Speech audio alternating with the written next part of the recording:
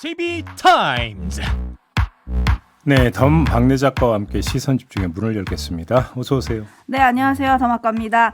룩백님이 실시간 처음 참여합니다. 오늘 하루도 삐딱정신 화이팅 해보네요. 촌철님들 추운 날씨 감기 조심하고요.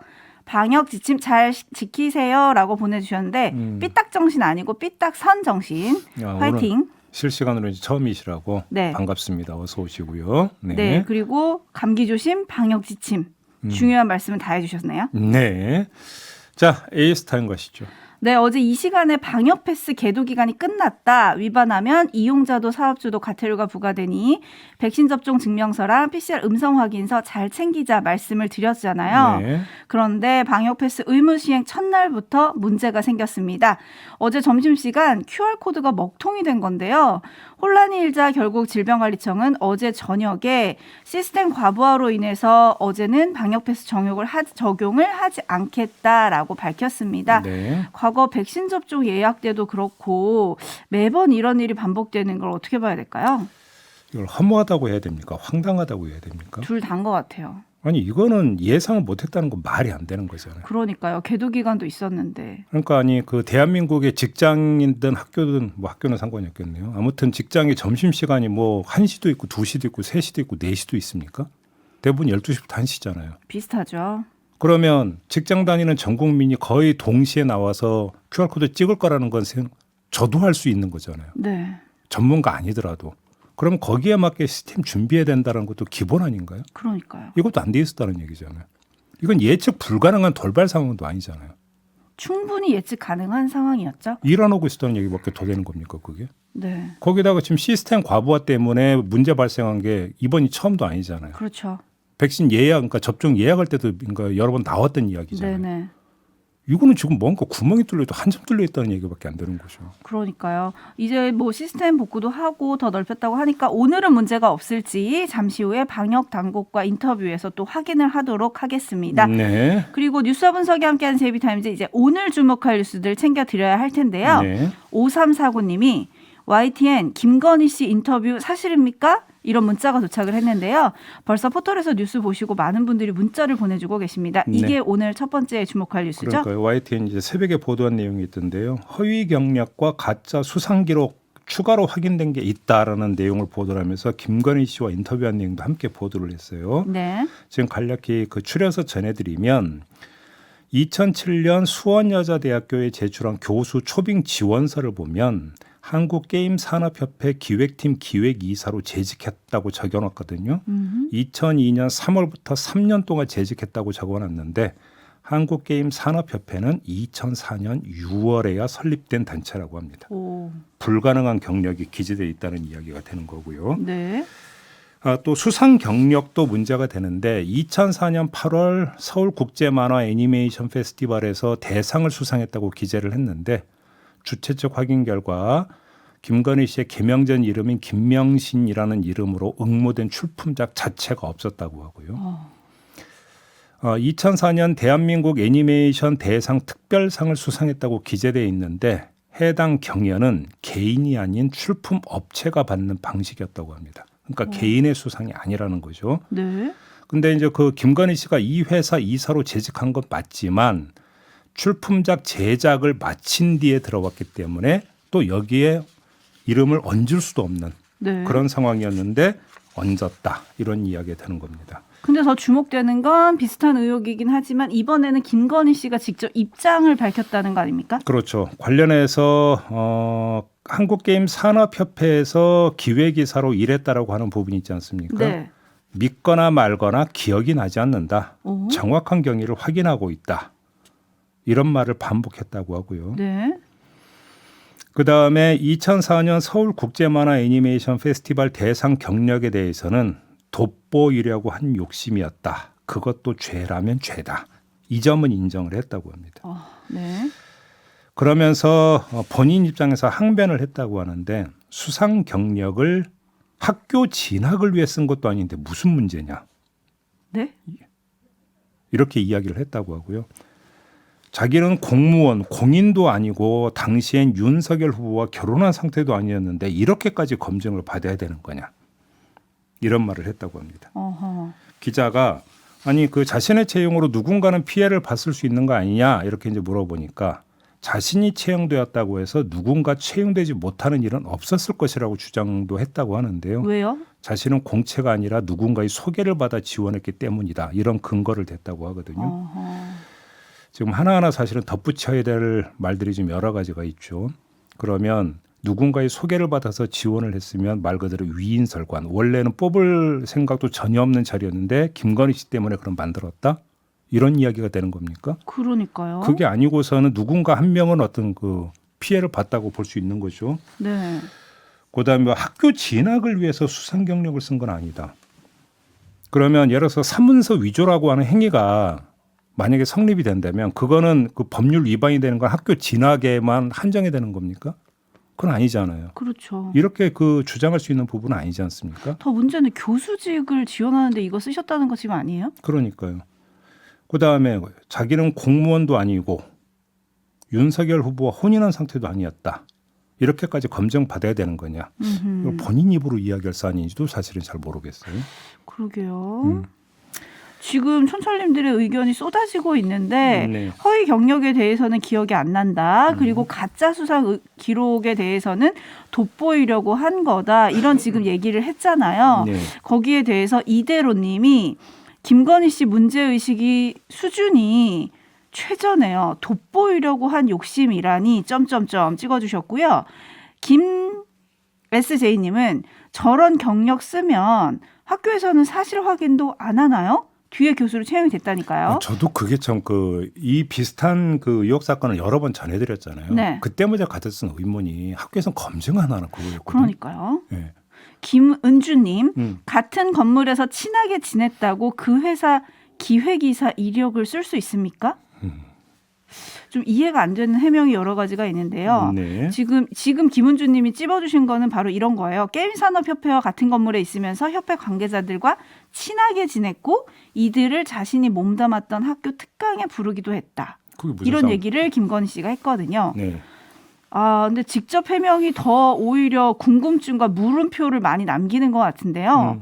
이걸 지금 어떻게 해야 될까요? 저희가 늘 이런 의혹을 전하면서 김건희 씨가 직접 나와서 해명해야 된다고 했잖아요. 그랬죠. 직접 해명을 했는데도 물음표가 더 많이 생겼어요. 어떻게 해야 돼요? 그럼 더 물어봐야 되는 거죠. 아하. 더 물어봐야 되는 거고 그 김건희 씨의 이런 입장에 대한 또 윤석열 후보의 입장도 분명히 좀 물어봐야 되는 부분이 있는 거고요. 네, 그렇지 않겠습니까? 그렇습니다. 왜냐하면 그 입장을 거듭해서 묻는다라고 하면서 국민이 납득할 수준이 아니라고 한다면 다시 물어봐야 되는 거지 않습니까? 그렇죠. 그래서 납득이 안 된다라고 한다면 그거에 대한 또 후보의 입장을 물어봐야 되는 것이고요. 네. 그리고 그것이 하나의 어떤 평가 지표가 돼야 된다. 이렇게 봐야 되는 거 아니겠습니까? 네, 그리고 잠시 후에 이준석 대표하고 인터뷰가 있는데요. 이준석 대표가 직접 만나보니 그런 의혹이나 이런 거에 대해서 좀 해소가 됐다고 했잖아요. 네. 이런 입장에 대해서 어떻게 생각하는지 좀 물어보도록 하겠고요. 네. JB타임즈 다음 주목할 뉴스도 오디오로 먼저 만나보시죠. 윤석열 국민의힘 대선 후보가 강릉을 방문한 지난 10일 공식 일정 이후 벌어진 술자리에서 권성동 국회의원이 성희롱 수준의 발언을 했다고 한 매체가 보도했습니다. 가게 안 다른 테이블에도 손님들이 있었는데 옆좌석에 앉아 있었던 한 부부에게 권 의원이 성희롱 수준의 발언을 했다는 겁니다. 당시 가게 안에 있었던 목격자들은 권 의원 일행이 자리를 뜨고 경찰차가 와서야 무슨 일이 벌어진 줄 알았다고 밝혔습니다. 출동한 경찰은 당시 현장에 있었던 사람들에게 상황을 물어보기도 했었다고 알려졌는데 경찰도 출동 사실은 인정했습니다. 내용은 저희가 확인해드리기 곤란하고요. 112 신고 접수된 것은 사실입니다. 이 보도로 논란이 일자 권성동 의원 측은 성추행 발언을 했다는 건 악의적 공작이라며 강력한 법적 조치로 바로잡겠다고 밝혔습니다. 네, 어제 오후에 불거진 뉴스인데요. 여기에 대해서 권성동 의원이 했던 반박 내용을 조금만 더 추가를 해서 말씀을 드리면 기자들과 이제 그 가졌던 술자리라고 그래요. 이 자리가 네. 이제 그러니까 윤석열 후보의 강릉 방문 일정을 마치고 이제 서울에서 내려온 기자들과 가졌던 자리였는데 기자들과 헤어지고 나가던 중에 한 남성이 다가와서 팬이라고 말하면서 함께 사진 찍을 걸 부탁해서 사진을 찍었고 근데 이제 그 옆에 이 이제 남성과 여성이 있었는데 부부 관계였다고 그래요. 네. 그래서 이제 그 부인한테 미인이라고 칭찬을 하고 결혼을 잘했다고 말했고 그 부부는 자신한테 고맙다고 말을 했다. 네. 이게 전부다. 이게 이제 권성동 의원의 해명 내지 반박이거든요. 네. 지금 그 이야기가 완전히 엇갈리는 거 아니겠습니까? 그렇죠. 근데 일단 좀 제가 제일 의아한 게 하나가 있는데요. 이런 걸 두고 논란이다 뭐다 신랑이다 이런 식으로 다룰 이유도 없을 것 같습니다. 왜냐하면 이 술자리에 기자들이 있었다는 거 아니겠습니까? 네. 그러면 기자들이 봤을 거 아니에요. 그러면 기자들은 목격자잖아요. 네. 그러면 본대로 보도하면 되는 거잖아요. 이게 뭐 그러니까 논란을 빚고 뭐 이게 그 누구 말이 맞나 이렇게 접근할 성질의 문제가 아닐 수도 있을 것 같은데 다만 이제 가능성은 기자들이 먼저 빠져나가고 난 다음에 벌어진 일이냐 이걸 이제 그 물론 검증을 해야 되겠죠. 네. 그런데 기자들이 그러니까 권성동 의원이 기자들과 함께 왔는데 기자들 먼저 보내고 그 다음에 무슨 상황이 벌어져서 거기서 이런 실랑이가 이루어졌다. 이것도 그러니까 나가더라도 같이 나갔어야 될 것 같은데. 네. 그러니까 이제 과연 그렇게 그러면 나가는 시차가 발생할 수 있는 거냐? 좀 약간 의아한 부분이 좀 하나가 있는 거고요. 네. 그래서 왜 지금 다른 언론은 보도를 안 할까? 침묵할까? 일단 궁금한 점이 이거고요. 네. 자 그러면 기자에 의존하지 말고 다른 단서를 한번 좀 찾아봅시다.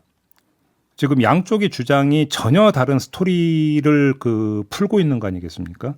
이 완전히 다른 간극을 좁힐 수 있는 실마리는 경찰 출동 사실이에요. 경찰이 출동한 건 사실이라는 거잖아요.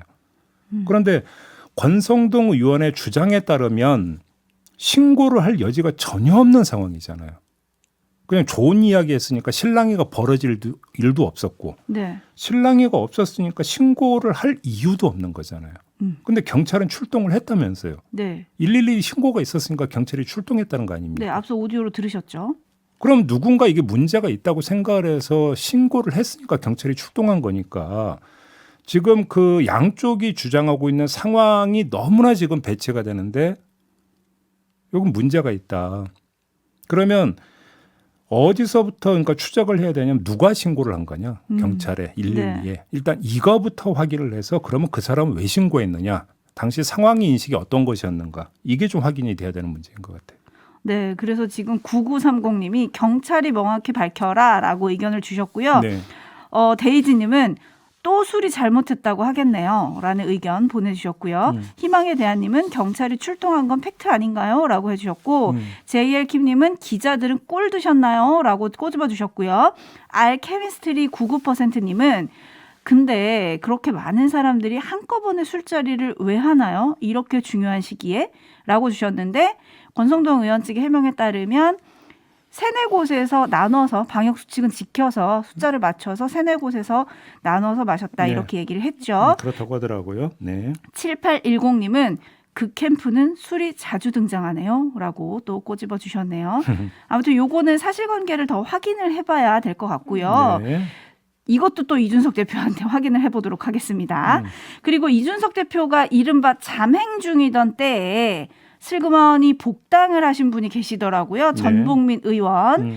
이분이 국민의힘 선대위 합류를 한다고 어제가 발표가 될 뻔했는데 최고위에서 일단 보류가 됐습니다. 네. 그리고 국회의원 시절에 회사의 거액의 공사 수주를 받은 의혹으로 탈당을 했던 무소속 박덕흠 의원도 국민의힘 선대위에 합류시키려다가 철회했다. 이런 보도가 어제 같이 나왔거든요. 네. 이건 어떻게 봐야 될까요? 전복민 의원이나 박덕흠 의원은 탈당을 했던 사람들이잖아요. 그렇죠. 그러니까 문제는 개인 어떤 처신에 문제가 있다라고 하는 지적이 있어서 탈당을 했던 경우잖아요. 근데 선대위에 합류한다라고 하는 것은 그러면 영입 케이스가 되는 거죠. 탈당을 이미 했었기 때문에. 아, 그렇죠. 그렇죠. 그러면 왜 영입을 했는 그러면 이 탈당 사유는 완전히 해소가 된 거냐부터 사실은 설명이 돼야 되는 거잖아요. 그렇죠. 거기부터 따져는 봐야 됩니다. 그런데 지금 탈당 사유가 완전히 해소가 됐다라는 이야기는 없어요. 오히려 전복민 의원 같은 경우는 제기됐던 의혹이 두 가지였거든요. 하나는 건설사를 운영하고 있는 그 아버지로부터 일감 몰아주기를 통해서 재산을 불렸다는 의혹 하나. 그렇죠. 그다음에 이걸 취재하는 기자에게 전복민 의원의 아버지가 3천만 원을 주겠다면서 보도 무마를 시도했다는 의혹 하나. 이 두 가지였는데 지금 그 일감 몰아주기 관련해서는 공정거래위원회에 조사 협조를 의뢰를 했다. 네. 지금 수사당국에서는 이렇게 밝혔거든요. 네. ING잖아요. 현재 진행되고 있는 조사잖아요. 그러면 탈당 사유가 해소가 된 게 아니라 지금 계속 되고 있는 거잖아요. 그런데 영입을 했다? 그걸 누가 납득할 수 있겠어요? 여기는 복당도 됐어요. 그러니까요. 네. 그러면 도대체 그러면 그 이 탈당 사유가 당에서 볼 때 내지 선대위에서 볼 때는 별로 근거 없고 문제가 없다고 판단을 한 겁니까? 그럼 그렇게 판단한 이유를 국민들한테 밝혀줘야 되는 거겠죠. 그렇죠. 잠시 후 2부에 이준석 대표 인터뷰에서 한번 좀 질문을 드려보도록 하겠습니다. 네, 지금 촌철님들이 이준석 대표한테 들어야 할 얘기가 너무 많다고 오늘 특집이 되는 거냐고. 오늘 날 잡았네요. 네. 네, 대기실에서 지금 듣고 계실 텐데, 네. 준비해 주시고요. 네, 여러분들은 계속 시선 집중해 주시기 바라겠습니다. 자, 뉴스와 분석이 함께하는 JB타임즈 다음 주목할 뉴스 오디오로 먼저 만나보시죠. 미국과 함께 베이징 겨울올림픽 외교적 보이콧을 선언한 호주와의 정상회담. 문재인 대통령은 호주의 결정을 존중한다면서도 한국은 검토하지 않고 있다고 선을 그었습니다. 미국을 비롯한 어느 나라로부터도 참가의 권유를 받은 바가 없고 한국 정부도 검토하지 않고 있습니다. 특히 북한 문제 해결에는 중국의 도움이 필수라고 지적했습니다. 한반도의 평화와 안정, 또 그리고 북한의 비핵화를 위해서 중국의 건설적인 노력이 요구된다는 점입니다. 종전선언에 대해선 미국과 중국은 물론 북한도 원칙적인 찬성 입장을 밝혔다며 다만 북한이 미국의 적대정책 철회를 선결 조건으로 내세우고 있어 아직 대화에 들어가지는 못하고 있다고 설명했습니다. 네. 베이징 겨울올림픽 외교적 보이콧 참가 문제에 대해서 문재인 대통령이 검토하지 않고 있다고 명시적으로 이제 언급을 한 그런 뉴스 아니겠습니까? 네. 그 이유도 지금 이 뉴스 리포트에서 어느 정도 나왔는데요.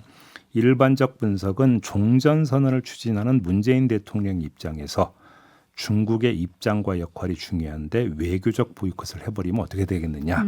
바로 이 점 때문에 검토하지 않고 있는 것이다. 이런 식으로 분석을 했더라고요. 네. 저는 이 분석이 현실적인 분석이라고 생각을 하는데요. 이에다가 좀 추가를 할 게 하나 더 있는 것 같습니다. 자, 외교적 보이콧을 주도하고 있는 게 미국이고 미국이 외교적 보이콧을 결정한 이유는 신장 유구르 인권 탄압 문제잖아요. 그렇죠. 자, 그러면 우리 정부가 미국의 이런 이유에 공감하면서 외교적 보이콧 행동에 합류를 하면 어떤 문제로까지 확장이 되느냐면 북한 인권 문제로까지 확장이 된다. 왜냐하면 그러면 신장 유구르 인권 탄압 문제가 그러니까 그 중하다고 해서 외교적 보이콧을 했다면 북한의 인권 문제에 대한 당신들의 입장은 뭐요? 국제사회에서 이런 식으로 물어보고 압박할 가능성은 충분히 남아있다고 봐야 되는 거 아니겠습니까? 네. 문제는 이것이 그러니까 중국으로 한정되는 문제가 아니라는 것.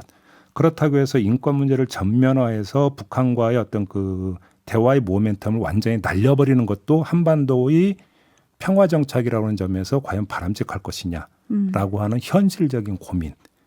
이게 좀 깔려 있다. 요즘도 좀 함께 볼 필요가 있다라는 생각이 좀 듭니다.